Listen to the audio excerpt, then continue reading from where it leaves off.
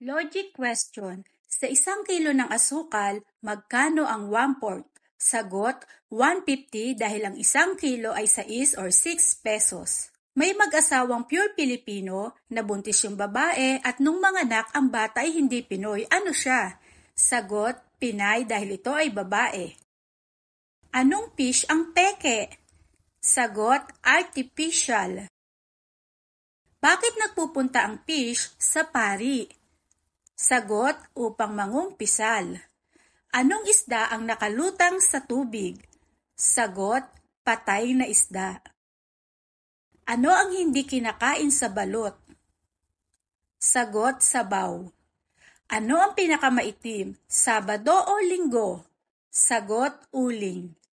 Anong nails ang hindi gustong tamaan ng karpintero? Sagot, fingernails.